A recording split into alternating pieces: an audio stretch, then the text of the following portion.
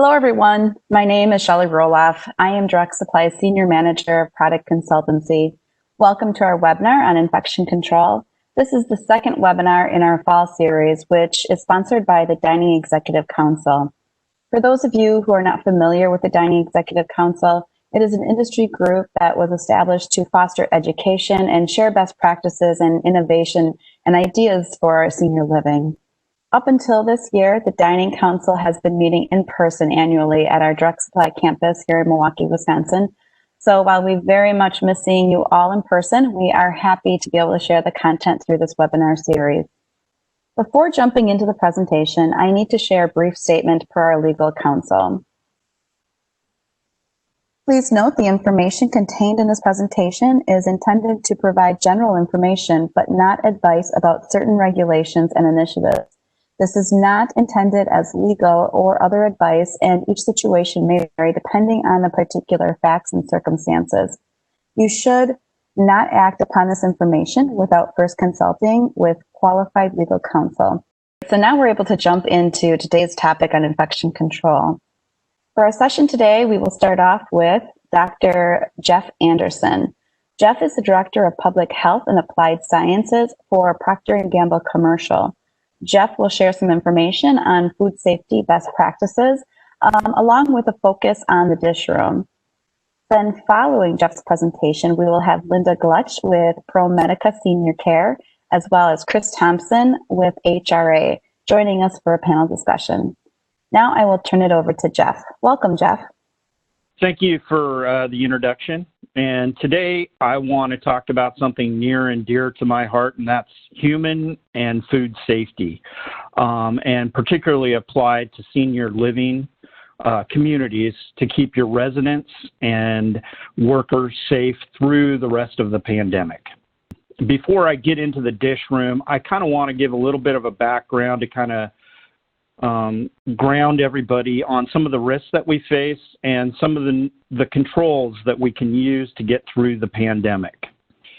So I'll start with the risks, and then after this introduction, by the way, I will then go on to talk about the dish room specifically.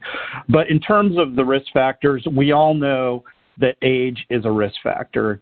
These two graphs are from the CDC website, and they provide the age groups and the percentage of cases and deaths. And I have circled kind of 65 and older categories. And you'll see that while residents in your facilities, probably in your communities, take about 15% of all cases, they represent about 80% of all deaths associated with COVID-19. So the control practices that we talk about today, the implementation that Lynda and Chris will talk about, are so important for your residents.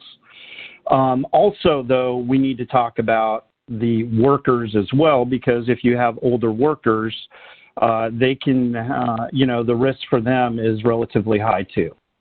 Other risk factors include we are starting the respiratory illness season, so the flu season.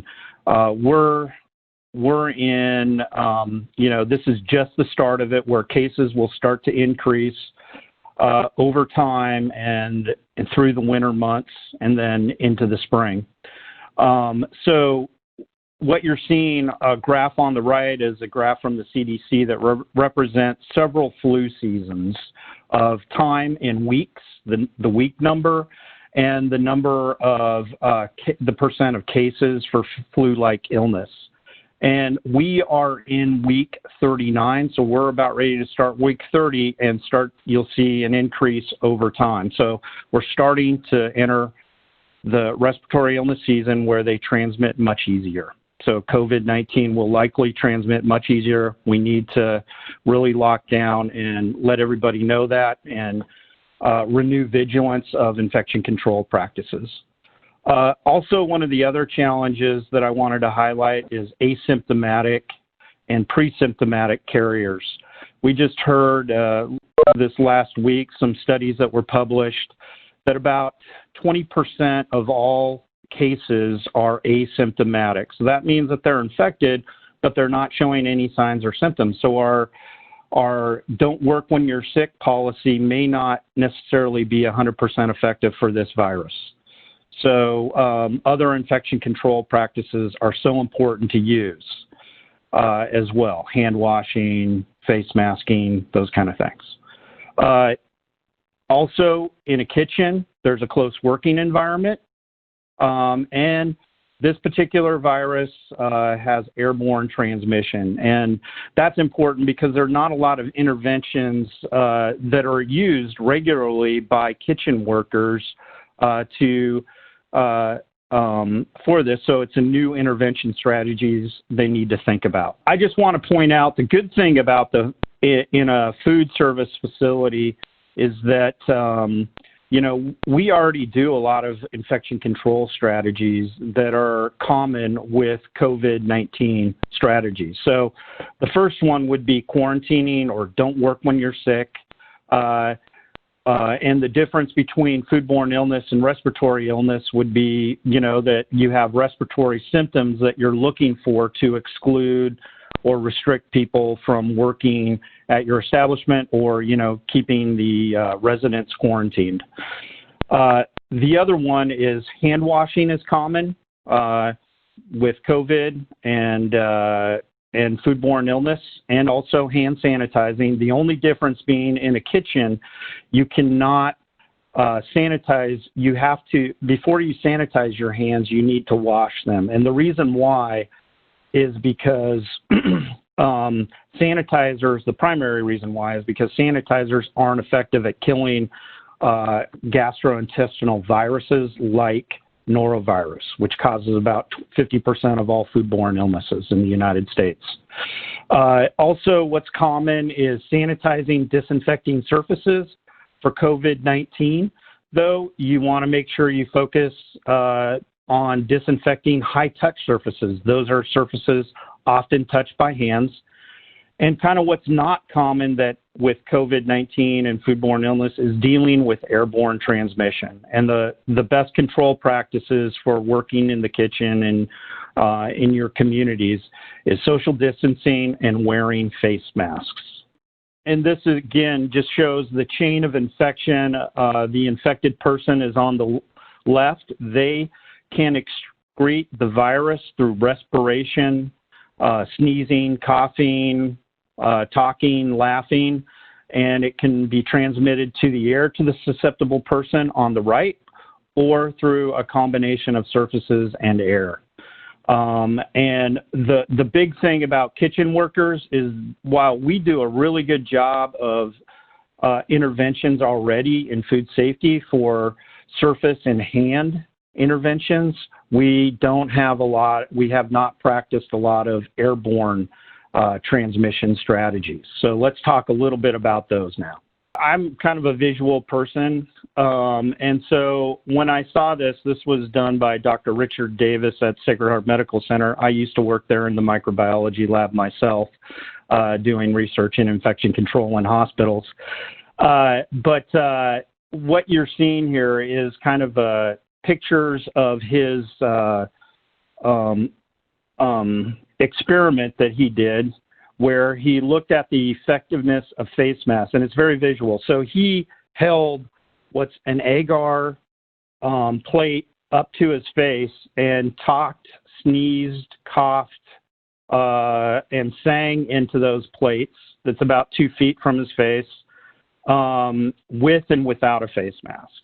And what happens is when germs land on that plate through respiration, singing, talking, they will grow, the germs grow on that, and you see little dots on the plates. And what you're seeing is when there's no face mask, there's a lot of dots on those plates. And so there's transmission of just talking, sneezing, coughing onto those plates, germs. And the same would be for viruses. In this case, we're looking at bacteria. And when you put on a face mask, you don't see those dots. So face masks are effective. The other experiment he did is he looked at the effectiveness of social distancing. So and also the combination of face masks. And what he did is on a table, he put, you see, 3 plates at different three different distances, 2, 4, and 6, and he coughed over that table. And what you see without a face mask, you do see some dots, but you also see that the further away you are, the less fewer dots you see on those plates when there's no mask. When you put on a mask, you don't see the dots, so that's good. I hope I've convinced you. I think this is a good visual to show that face masks actually work, and also social distancing can also be effective. When we talk about face masks, I mean, last week, the director of the CDC, Dr. Robert Redfield, said that face masks may offer more protection against COVID than a vaccine. And that's kind of debatable. We don't know. We don't know what the vaccine effectiveness will be yet. However, in the absence of a vaccine, they're probably our best intervention right now for preventing airborne transmission. So very important. When you do choose a mask, make sure you have 2 or more layers of breathable fabric. The cloth mask should fully cover the nose and mouth and fit snugly against the sides of the face. When the pandemic first started, what I noticed, especially in restaurants that I'd go to and pick up food, we do a lot of curbside pickup at my house because my wife and I both work. What I saw is employees not wearing face masks correctly, or they thinking that you only need to wear face masks when customers come in, and that's not true. You need to wear face masks to not only protect residents but other workers. So it's very important that you introduce active managerial controls to monitor use of face masks and properly. Okay, don't put them above the nose or anything like that. Okay, so that's a little bit about a background, and let me get into the dish room now. I'll give a little bit about the CDC and FDA guidelines. What daily checks should you be performing to make sure people are following the right procedures? How do you check dish machine performance and through operational checks and sanitizer checks? Prevent contamination of wares after they've been washed, rinsed, and sanitized, and then training and active managerial control reminders. According to the FDA, there is no evidence of food or food containers or packaging being associated with the transmission of COVID-19. That's what their statement is on the FDA website. However, given the risks that we face, particularly with your residents in senior living, it's important. I would consider, we need to go to every single level to, add extra, make sure that we're following good food safety practices, probably better than before, and making sure we're not through airborne transmission and so forth. Also, following the FDA, CDC also recommend, to follow food safety practices within the kitchen. That's wash, rinsing, and sanitizing wares. That you can use, they say consider, not always use, disposable food service items such as dishes, cups, and utensils. And Lynda will talk to you a little bit about the risk analysis she does to determine whether or not disposables should be used or not. And then if you are using reusable wares, handle, cleaned, and sanitized dish, cups, utensils with washed and then gloved hands. So I like to say handle them like ready to eat food. And then social distance in the kitchen, including dish room, and that would be at least 6 feet. Here's some of the procedural checks you should consider implementing. You do want to make sure people are following your proper procedures for cleaning food contact surfaces and tableware. So you want to make sure that they're properly pre-cleaned, soaking utensils or pre-spraying, scraping.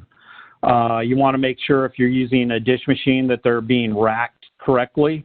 Handling of cleaned and sanitized wares as well. Are they washing their hands before they handle cleaned and sanitized wares? Are they wearing gloves, which I recommend? Those kind of things. Proper handling checks for face masks, hand washing, and glove use. These help prevent the contamination of other surfaces after you've cleaned and sanitized wares, and then disinfect high-touch surfaces. And sometimes, in certain situations, a local regulatory might require disinfection of food contact surfaces.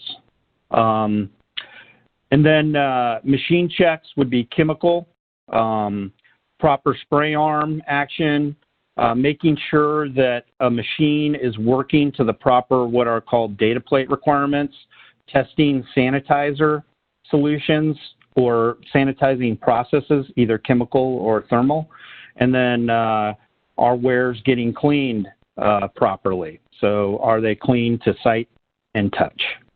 I want to talk a little bit more about what was in the red. Airborne transmission checks. Wearing face masks. Change face masks if they become wet. In a dish room, there's a lot of moisture. And so if they become wet, it becomes harder for workers to breathe. So, they may want to change them frequently. Also, wear correctly. And then minimize, in terms of social distancing, the employees in the dish room. Surface contamination prevention would be making sure you're handling cleaned and sanitized wares like ready-to-eat food. No bare hand contact with cleaned and sanitized wares. Hand washing and putting on gloves before handling. Put away wares after drained and air dry, and disinfect high-touch surfaces in the dish room with a list end disinfectant. That would be a high-touch surface in a dish room might be something like, the overhead sprayer. You'd want to disinfect that frequently. Also, you want to make sure that your machine is performing to the data plate requirements on the dish machine. So there are several data plates on a dish machine, and I'm talking about the food code data plate. And this specifies what are the required temperatures, pressures, and sometimes times that need to be achieved by this particular dishwasher to make sure that it is effectively cleaning and sanitizing. So this particular, on the right, you're seeing a picture of a Hobart AM Select dishwashing machine's data plate. And the first one is, okay, if you're going to operate, first of all, this dish machine can be operated in hot water sanitizing mode or chemical sanitizing mode, so hot or cold. If you're operating in hot, it provides the wash and final rinse temperature requirements. If you're operating in chemical sanitizing, it has different requirements, and then it would have a final rinse temp pressure. Now, there may be different temperatures and pressures, or sometimes no pressure, but look for that. Make sure you're looking at the gauges on the machine. So typically if there's a data plate requirement for temperature or pressure, there should be a gauge on the machine, and you should make sure that those requirements are being met during the dishwashing process. So, and they would either be analog or digital. When you're verifying if you're in hot, if you have a high temperature machine, you want to make sure that you're measuring temperature and or pressure, temperatures and pressure if applicable, during the final rinse cycle.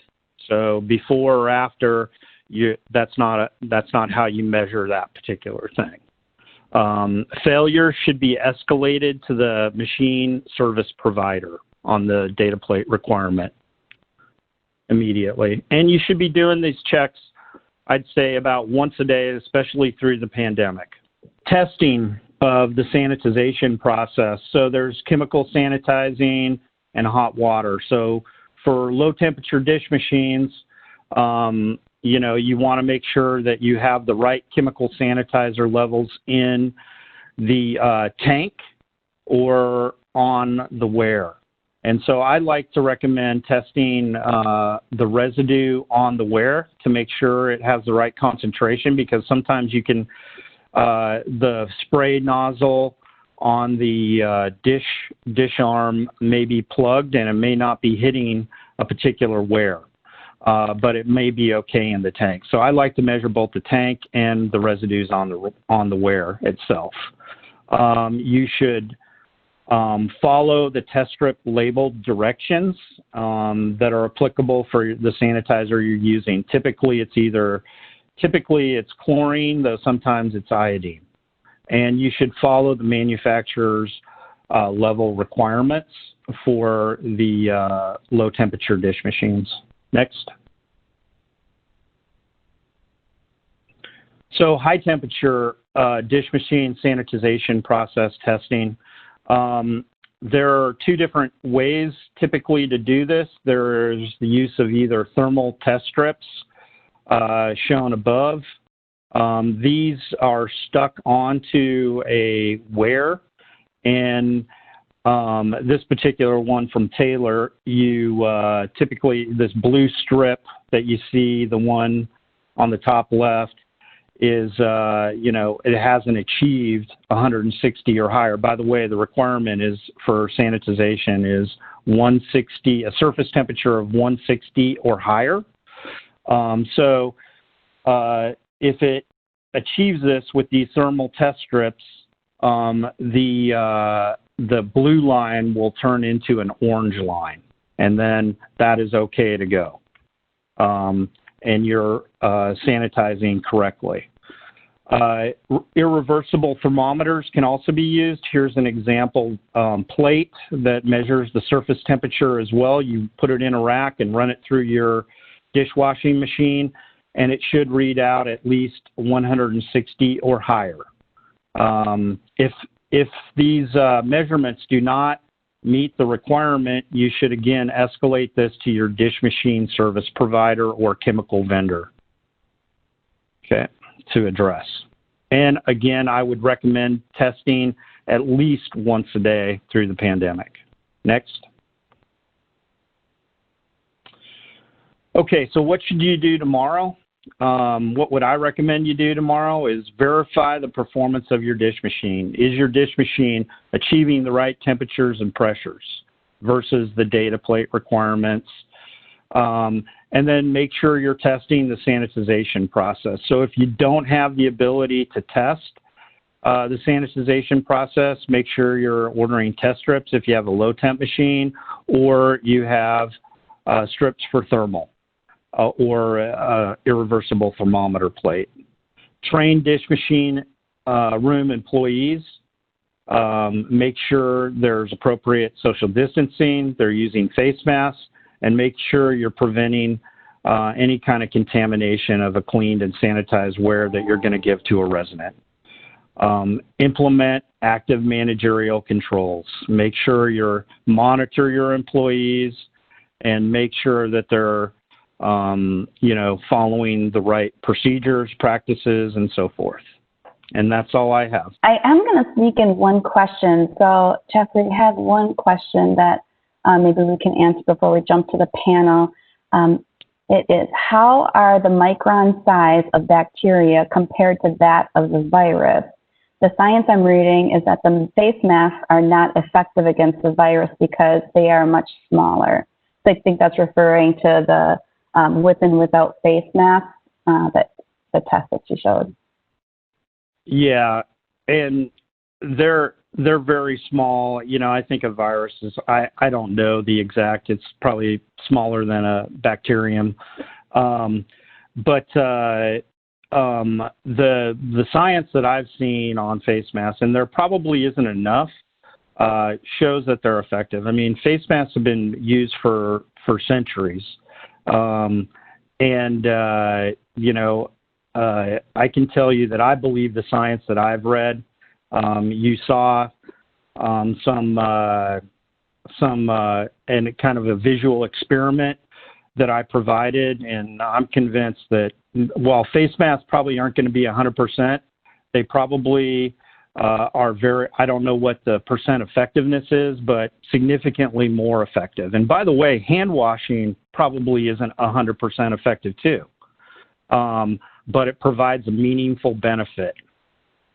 And I believe face masks, the data I've seen, face masks provide meaningful benefit. Okay, great. And then we'll sneak in one more. Do employees need to wear goggles or safety glasses while doing dishes in the dishroom? You know, that's a really good question. The virus can be breathed in through the nose and mouth. It can also come in through the eyes too. There's evidence for that. So yes, probably if you can, and I know Lynda will probably talk about it a little bit because I talked to her yesterday. If you can use goggles or some kind of a face shield along with a mask, that's probably even better than just a face mask alone. To help prevent eye transmission or the portal of entry through the eyes. Okay, great. Thanks, Jeff. And Jeff will be on still at the end if we have time for additional questions. So now let's turn to our panelists for a look into their operations and how they've implemented some new policies and procedures to help their buildings and their residents stay safe. We are fortunate to have with us Lynda Gluch, the AVP of Clinical Support Services with ProMedica Senior Care, as well as Chris Thompson, VP of Hospitality with HRA. Before we get started, Lynda and Chris, I'd like to have each of you just share a little bit on your background on yourselves, and as well as your organization. Lynda, would you like to start? Sure, thank you. Well, by background, I'm a registered dietitian, and I've been with what is now ProMedica Senior Care for 30 plus years, starting way back. We have approximately 170 skilled nursing facilities and approximately 50 assisted living units. Great. Thanks, Lynda. Chris? Mm-hmm. Sure. So I have been with HRA for coming up on 4 years now. I'm a certified executive chef by trade. I have spent, this is kind of my third career under the hospitality umbrella, if you will. I was a professional chef for kind of the first third. I worked in culinary education for the second, and now I have been in senior living.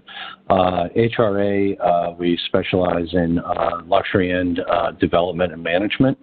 And currently we are managing 36 properties over 9 states, primarily in the southeast or on the eastern seaboard, with 8 more currently under development, breaking ground.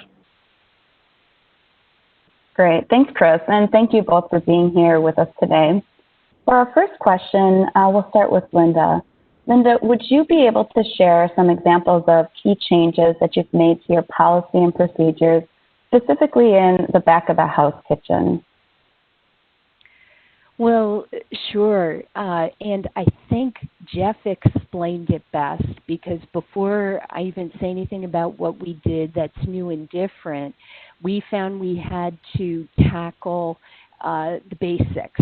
We had to go back and review standard routine infection control practices that we've always had in place in food service, but now they're critically important. So we educated and really reinforced those basics using pop quizzes, answering questions, practicing answering questions with the department leadership as well as the line staff, so that they were confident in their practices and comfortable in what they were doing.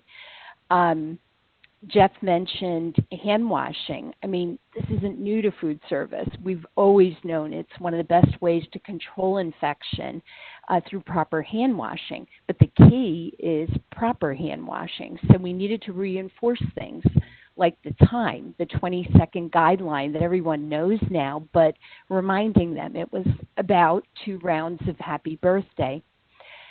Second, we needed to double check that at all times hand sinks were supplied with soap, paper towels, and a foot pedal trash can, which may seem pretty basic to you, but we actually had a surveyor during one of our focused infection control surveys count the number of used paper towels in a trash can and compare that to the number of staff that were on duty in the kitchen and the time of day to confirm that frequent hand washing was indeed taking place. Second, we had to look at temperatures, all kinds of temperatures, in particular the dish machine, like Jeff spoke about, the wash and the rinse temps, cooking and holding food temps, refrigerator and freezer temps, all needed to be checked and recorded multiple times a day. We made sure staff knew what they should do when the temps weren't correct, and they could answer questions about that. We really harped on the recording of the temps, on temp logs, and explained why they were so important, because that was our evidence, our credible evidence, and the documentation that safe food handling practices were in place in our kitchens. Sanitizing production stations and other food contact surfaces, knowing how to correctly use the red and green buckets, checking the sanitizer concentration, and keeping the cleaning cloths in the solution, basic but critical. And then, of course, the 3-compartment sink, addressing the importance of what that does for us with sanitizing our wares and making sure, again, that that 3rd compartment always had the appropriate concentration. Okay, so then moving forward to what we did that was new, and Jeff spoke to this, masks, and that wasn't just in food service, of course, but the universal masking procedure, which sounds pretty straightforward, but as I mentioned to Jeff, man, if you work in the kitchen all day, it's hot, it's humid, and it's tough. But we had to reinforce. I see that Shellee's put up the cute pictures we use to kind of reinforce the right way to wear it, and that's not around your neck. It had to cover nose and mouth. We reviewed the correct procedures for donning and doffing PPE, particularly the mask, and reinforced, put it on and keep it on. We chose to implement eye protection being worn in the kitchen, and that was face shields when available. We also, going back to the universal masking, of course, we did the universal staff temperature checks facility-wide. We disinfected food and meal delivery carts that went out to patient areas after each use. And of course, this is a step above sanitizing that is always done. Regarding meal service for positive patients, COVID positive patients, we did use single service disposable mealware. And last, even though we don't think of this as an infection control issue, because of the communal dining that was suspended with the onset of the pandemic, as a dietitian, we noticed an impact on meal intake and on some weight loss. Not significant, but very gradual and trending downward. So we knew that adding more food to someone who has lost interest in eating wasn't going to make a difference or wouldn't be well accepted. So we did try to incorporate some non-traditional interventions to help people's spirits, improving meal intakes and getting them a little bit excited about meal service. Great. Thanks, Lynda. I can't believe the survey counted the number of paper towels. True story. Can I ask how that turned out for you? Well. Oh, good. It turned out you well. Passed it. Yes. All right. Chris, anything to add here?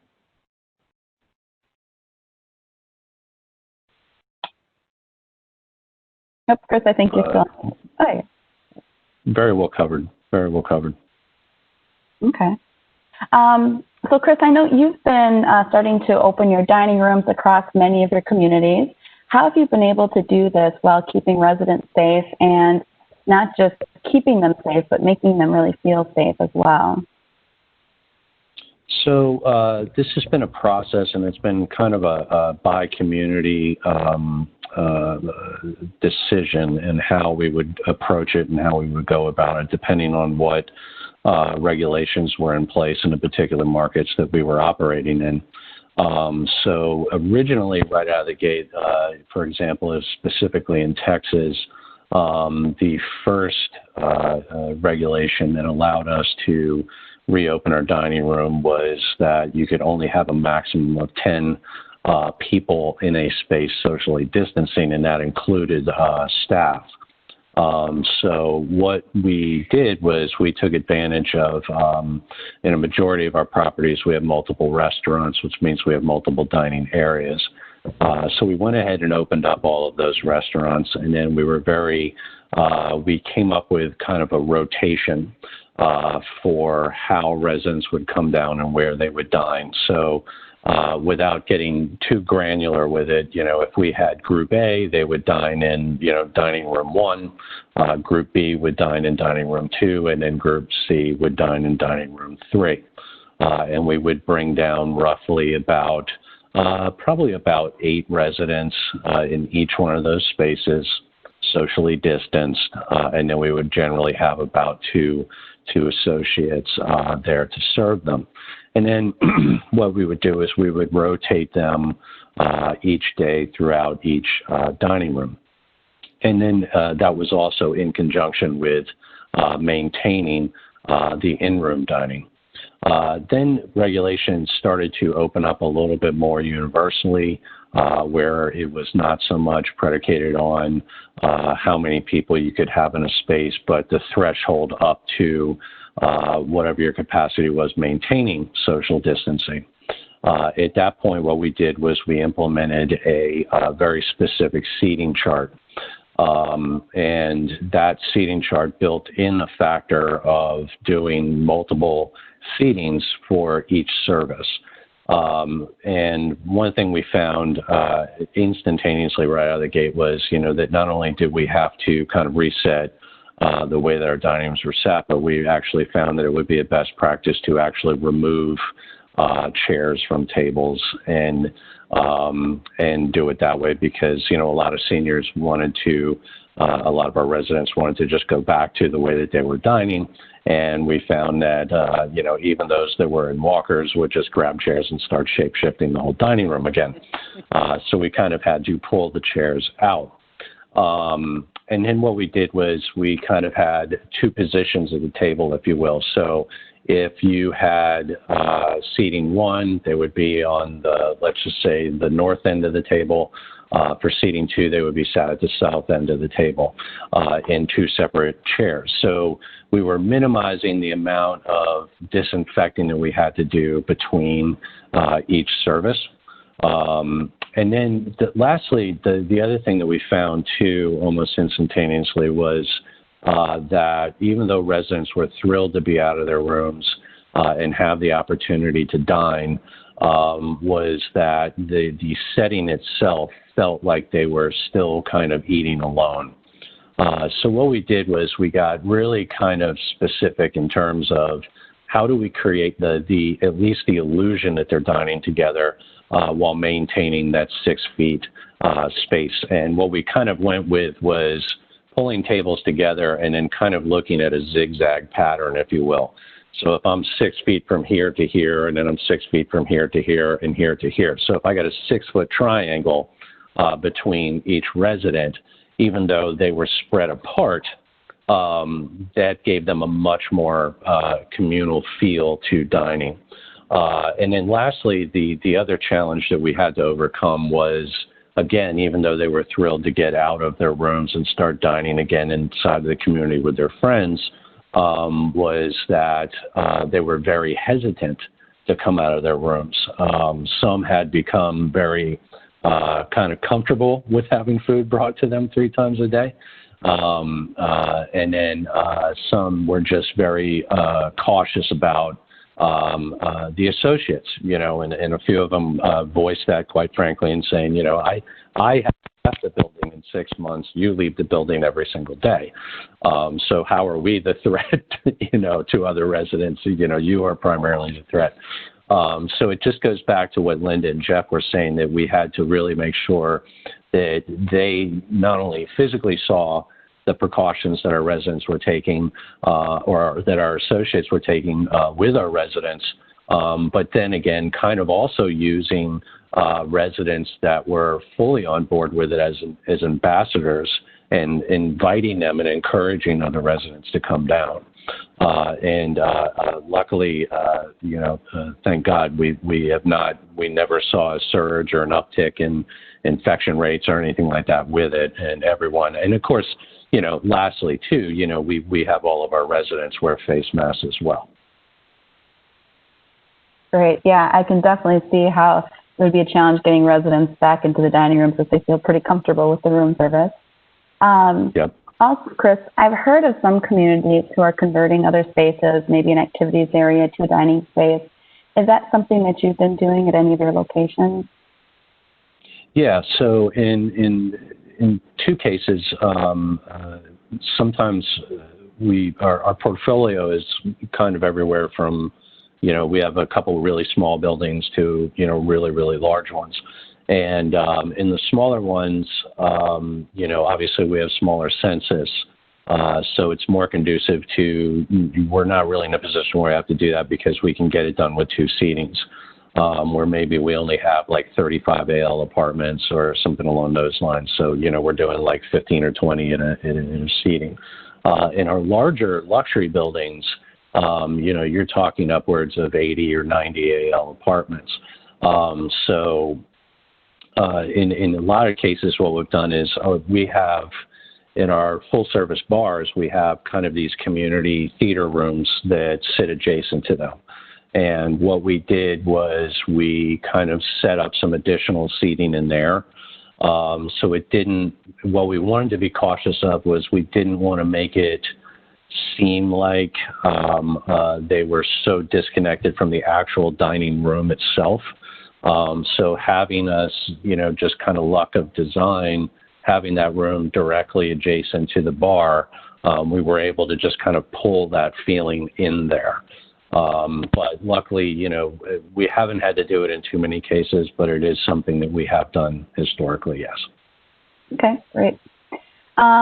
Let's switch gears a little bit. I'd like to talk about your communities and how you're able to help them navigate the changing guidance and regulations, especially since every state and even every local area has their own guidance.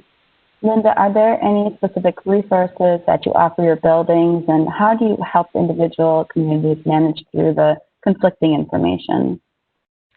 Well, good question. The challenges that we had early on were in interpreting the guidance that we got from CDC, CMS, and other local regulatory agencies to figure out how to execute things in our setting. Of course, early in the pandemic, everyone was on pins and needles to get it right, particularly in long-term care, where we were portrayed as the villains in the public media. Compounding this were instructions given by local surveyors and agency staff that visited our centers and communities. Many times this direction was really a personal interpretation and often conflicted with the guidance we had received or we had provided from our home office. So it did cause a lot of confusion to the frontline staff. Really what we did was to handle each situation individually, looking at CDC's core principles of the COVID-19 infection prevention. We looked at the guidance that we already had in place and what was being requested of the community, and then made a decision on what to do going forward that made the most sense. Throughout this, we've relied on help and information from our vendor partners, such as Direct Supply.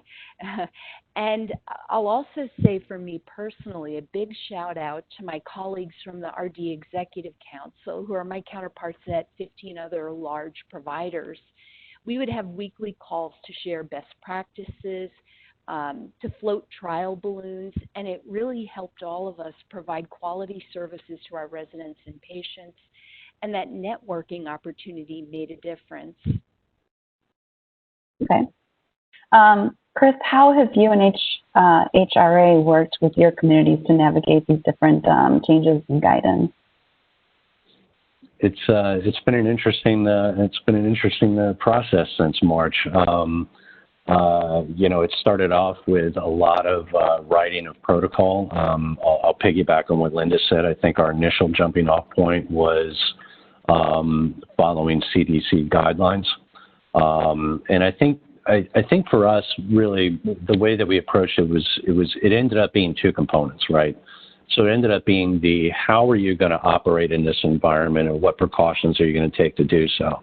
And then there was, what are the restrictions and regulatory requirements from each state? And it kind of started on that high level. And, you would kind of, I think probably everybody that's attending this today has experienced this, and probably some would agree that you would think that if the order is coming down from the governor, that would be kind of one-stop shopping for what you can or cannot do. So that was kind of the first phase, was the assumption that, well, whatever the leader of the state is telling us, that's what we're going to end up following, and those were where we started off. And then we started having kind of various regulatory bodies within each state popping up in our communities and starting to kind of, kind of give us their own direction, like Lynda said. Some cases it was personal preference, but what we found moreover was, and I'll give you an example of our buildings that were in Texas. As I mentioned earlier, they were the first ones to allow communal dining to open up. And that was allowed in all of our communities with the exception of one, because the city in which the community was located overrode the governor's order. So, and the irony being is that building is only 15 minutes south of our other property. So what this put us into the mindset very quickly was we understood that we literally had to go state by state and building by building. So we kind of took a block or a grid system to it, if you will, where, we were really relying on our executive directors to provide us feedback. We're very much in touch with our buildings on a very regular basis. And as those situations arose, we would document it so that we kind of had a trail. And to kind of make sure that this wasn't, some surveyor or regulatory body's personal opinion, the thing that we were requiring the executive directors to do was to get us the written guidance. Here in Florida, they did reopen for visitation. They reopened, they basically reopened the buildings.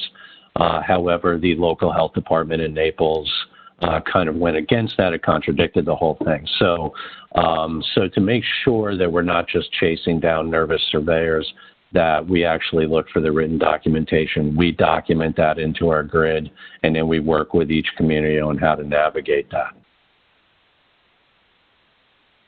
Okay, thank you. We have a number of questions coming in. I'm going to have one more for Lynda before we hop into those. Lynda, we talked a little bit about the infection control surveys and how things changed when the pandemic began. The routine survey process was suspended, and instead there was a focus on the infection control surveys. How did those surveys impact your food service operations?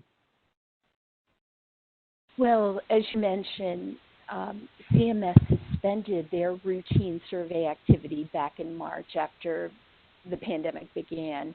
And instead, what they called focused infection control surveys would take place to ensure that providers had practices in place to protect the health and safety of our residents, patients, and staff. When the survey tool first came out, that was created for surveyors to determine compliance with Tag 880, which is infection control, we in food service kind of breathed a sigh of relief. Nothing involving food service, no kitchen observation, nothing in dining. Well, we found that didn't last long. Several weeks after we started to have these surveys, we learned that surveyors were interviewing food service directors and staff about the key infection control practices and then watching the practice in the kitchen. It was all the things that we had focused on during education and training, back to the basics, masks. We heard about surveyors peeking through the door, and if they observed that all the staff had masks on and were wearing them correctly, that was it. But if they saw something that piqued their interest, they would go in and further investigate. Hand washing. They observed hand washing and would question staff about it. They would ask in detail about meal service for COVID-positive patients.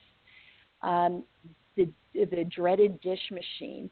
They were watching the dish machine, doing temperature checks, doing the checks that Jeff described themselves to confirm that everything was in working order.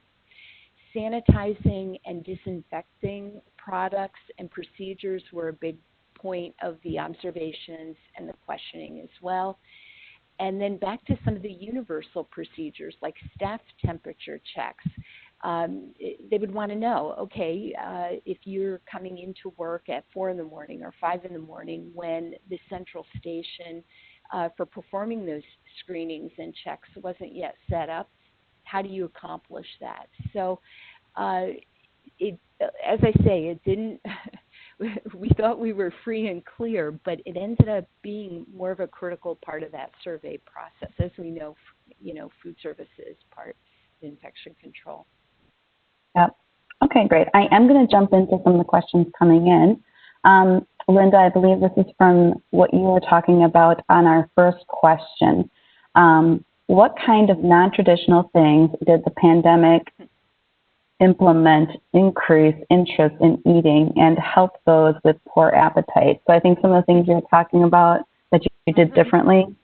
Well, the kind of things that you would expect, and I would say that some of the activities were just that. They weren't necessarily even food related. They were activities, they were things done in coordination with the activity department around the meal service. So I'll give you a one-off example that we saw pictures of was Twin Day.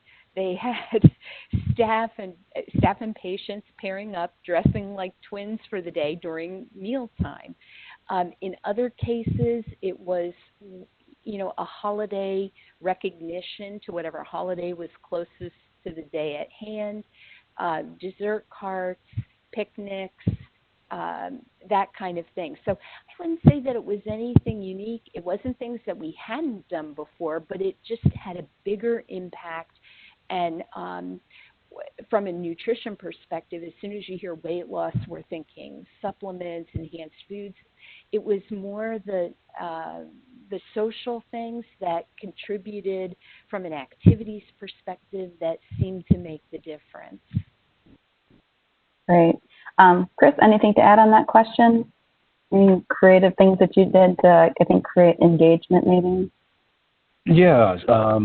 One of the things we started early on was specifically in the buildings where we have our bars, was we started a mobile bar cart on a daily basis. And even in the buildings that we didn't have bars, we started a bar cart on a daily basis anyway. And what we did was we really tied it in with life enrichment as well. So it was a great marriage between hospitality and life enrichment. We would start this about 2 o'clock in the afternoon, and we had put together kind of like complimentary appetizers, and we would pair it with, a specialty drink or a featured craft beer or something along those lines. If we were doing margaritas, we would do, margarita that was that had alcohol in it. We would do a margarita that didn't have alcohol in it. And then, they would kind of really go, the communities kind of took it up from there, and they would, make the cart look like, it was dressed up, they were dressed up.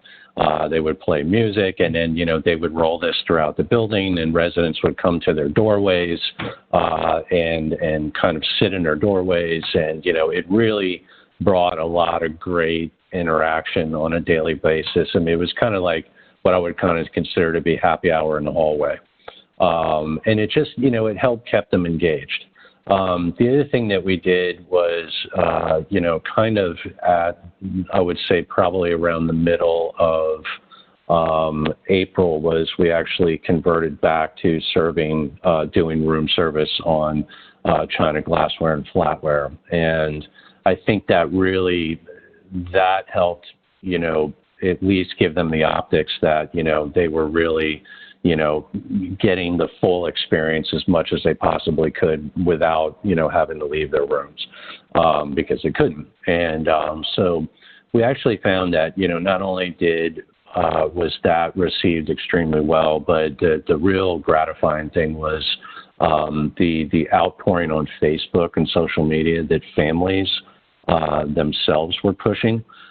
So that, residents would send their daughter or son a picture and say, wow, this is what breakfast looked like this morning. And they would immediately post that on Facebook and be like, I can't believe, that mom is still getting what she's accustomed to. So that really kept them engaged. And like I said, I think in some cases to a point of our own detriment, because when we did open again, they were like, well, wait a minute, I'm really enjoying this room service thing, 3 times a day. So, it kept them engaged. We didn't really, matter of fact, I'll just add one last thing, was that early on, probably around May, I was asked to kind of forecast out, what, if any, savings are we realizing here? And where are our expenses going to grow? And, in assisted living, I mean, it's just that. It's assisted. So, they do have like their own kitchenettes and things along those lines. We actually saw a massive uptick in participation in dining and the desire to want to eat 3 times a day instead of, I'll just have oatmeal and juice in my apartment for, breakfast, and then I'll come down for lunch. No, they went full on into it when the word got around. So it went very, very well. Great. Thank you. We hope that you all enjoyed the webinar today. Our next webinar will be October 29th, and actually the focus will be on reopening dining rooms and fostering that engagement. So the topics that we really hit on towards the end of the session. Thank you all for joining, and I hope you all have a great day.